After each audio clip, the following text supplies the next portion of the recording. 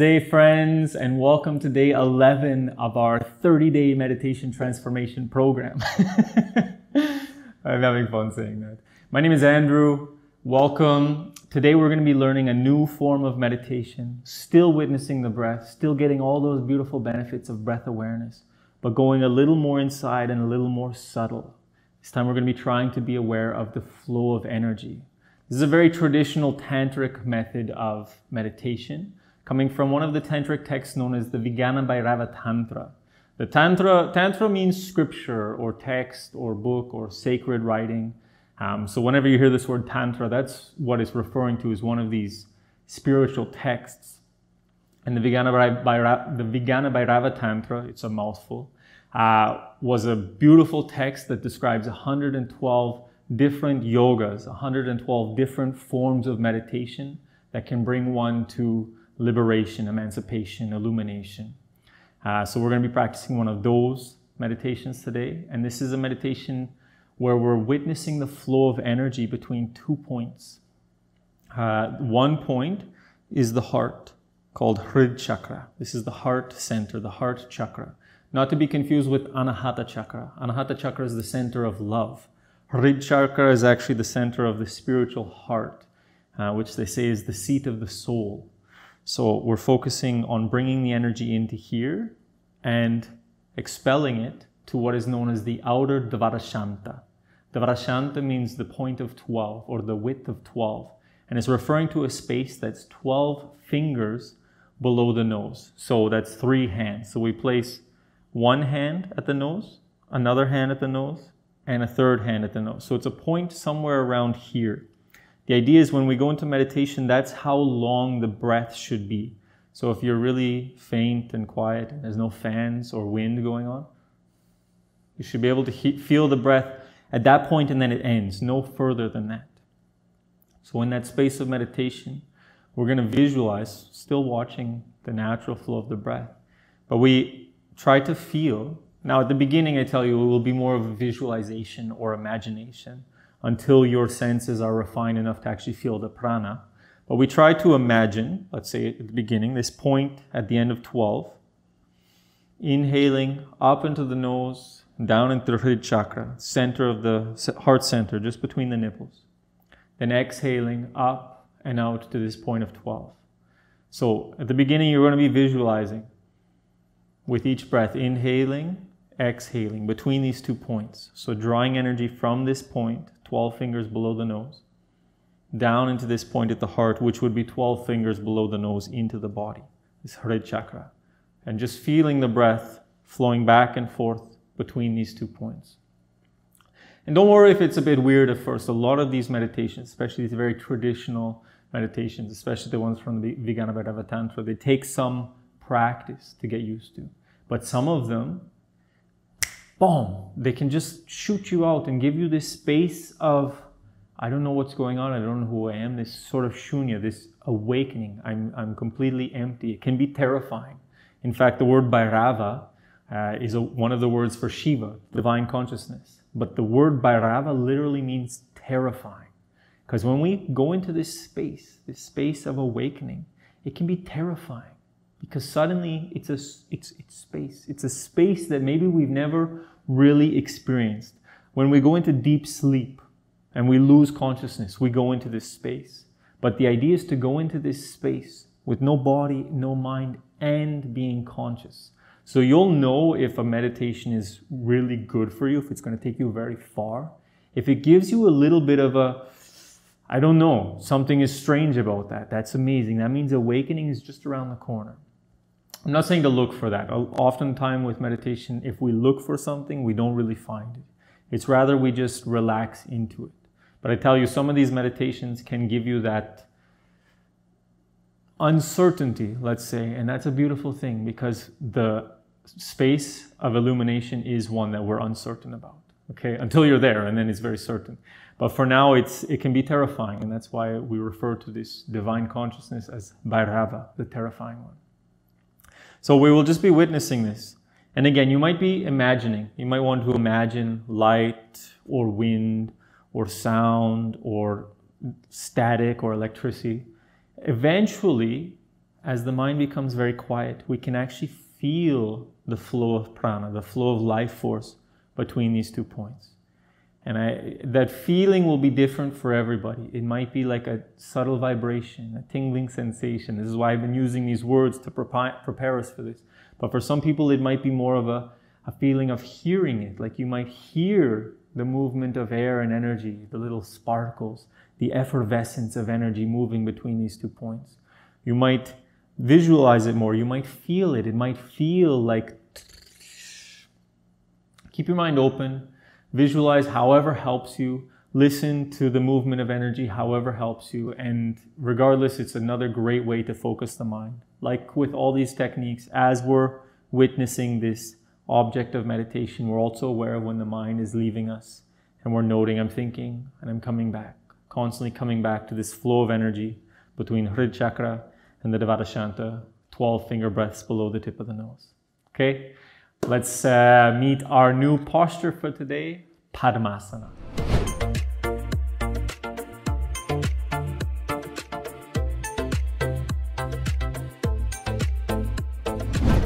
Okay, friends, let's meet Padmasana.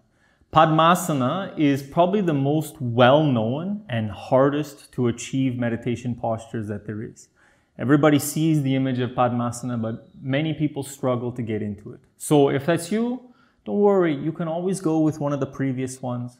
A couple days ago, we met Ardha Padmasana. Ardha, like we said, means half. Padma means lotus. So today we're doing Padmasana, just the lotus pose. Sometimes called Purna Padmasana, the full lotus pose. And we're going to get into this. I'm going to guide you. But again, if it's not accessible to you, don't worry. Go with a half lotus. Go all the way back with Sukhasana. Whatever is most comfortable for you. If you're ready to try it, try it. Do with awareness. Use your props, use your pillows, your cushions, whatever you need. We're going to start from a wide-legged position. Okay? Then we're going to bring one knee in, locking the knee, opening the hip so that the hip is rotating sideways, and placing that foot on top of the thigh of the other leg. I'm going to come forward a little bit more. Now from here, we keep this leg pointed out. We're not rotating at all yet. We bend the knee so that we lock the knee. And then from there, we rotate the hip open. So there's no torsion of the knee. There's no torsion of either knee. When that is rotated open, we try to keep the crease as close as possible. We just bring it up and set it on top of the thigh. Okay? So here, my knee's up. That's what it is. I could put a block or cushion. Maybe I will. I'm going to put a block under the knee right there. Look at that. Much more comfy. A pillow would be better for me, but for now that's good. Okay, so come into the position. Remember, if it doesn't feel right for your knees, don't do it. If we get 1 minute into the meditation and your knees are saying they're burning, it doesn't feel good, come out. Stretch the legs, take a break, come into a different posture. It's not about breaking the body. It's about slowly allowing it to open. This is why it's the Padma, the Padmasana. The lotus needs to bloom. We can't force this pose. Please don't force it. Maybe I'll tell you a story later about what I did when I was younger. But for now, we're going to do our meditation because we're here. So come into the position, whichever one is accessible for you today. Pressing the seat down, reaching the crown of the head up. Roll the shoulders back and down so the heart is open, sitting nice and tall. Close the eyes, turn inside. Take a deep inhalation through the nose. Then open the mouth and sigh it out. Oh, soften the body. Soften the mind. Coming to right now. Again, deep inhalation. And exhale, sigh it out. Oh, the vibrations of the sigh massaging the nervous system. Bringing you deeper into the present moment. One more time, deep inhalation. And exhale, sigh it out. Oh, letting go. Coming to right now. We start by bringing our awareness to the flow of respiration into the nose and out through the nose. And visualize a point 12 fingers below the tip of the nose. And imagine breathing in from that point. The breath coming up to the nose, down the throat, and collecting in the center of the chest, Hrid chakra. Then exhaling from that point up the throat, out the nose, to the Dvarashanta, the point of 12 below the nose. Moving the breath back and forth between these 2 points. You can visualize it as a ball of energy, a golden sphere, light, air, whatever fits your mental state, to imagine this energy moving between these 2 points with the breath.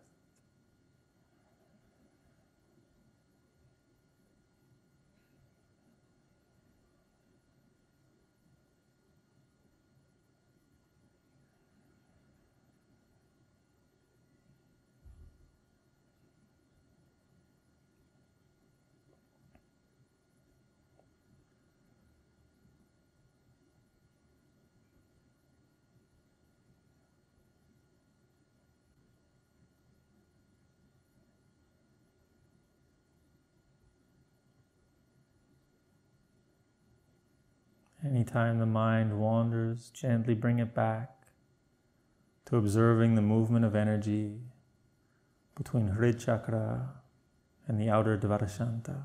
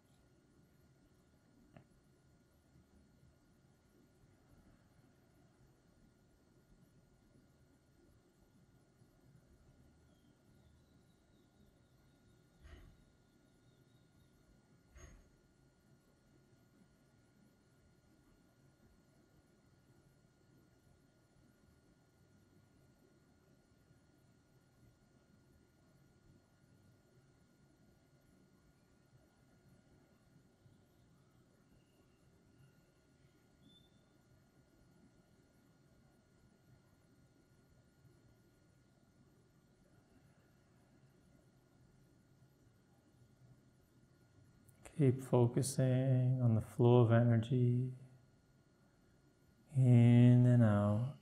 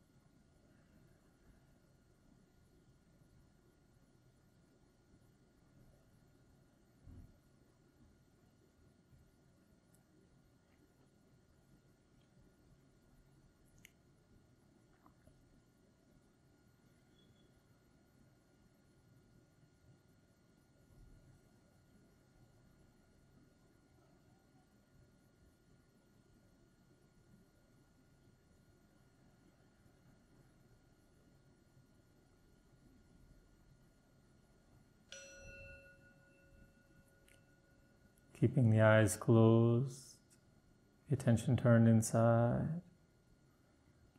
Gently, with awareness, releasing the posture. switching to the alternate performance. If you're performing Padmasana, being sure to lock the knees so there's no torsion happening in the knee joint. Finding your way into the asana, sitting nice and tall, and coming back to the awareness of the breath, moving between these 2 points, Hrid Chakra and the outer Dvarashanta.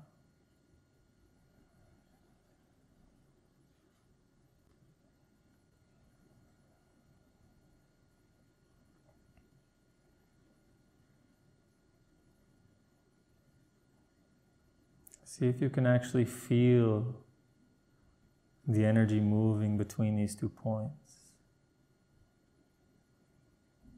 The prana, the life force energy that animates all things, flows in from the point 12 fingers below the tip of the nose into the heart, charges your heart, your being, your soul with vitality, and flows out back to the universe.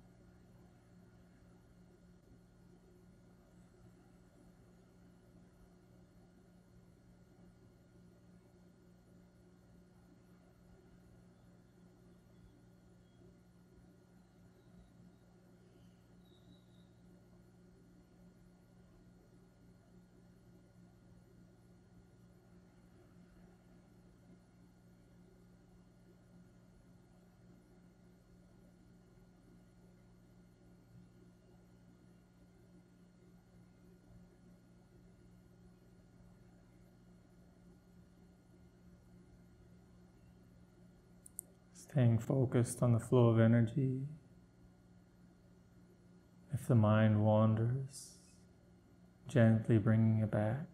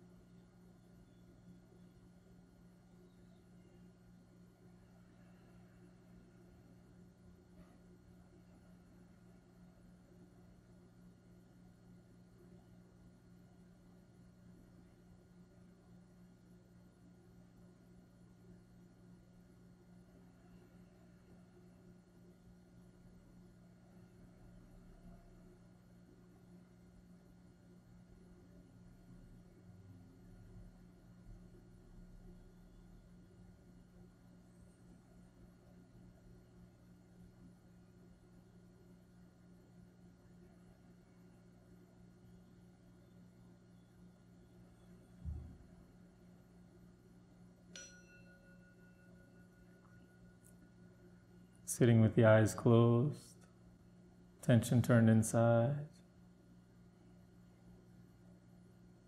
Noticing your overall state of being after the practice, in your body and mind.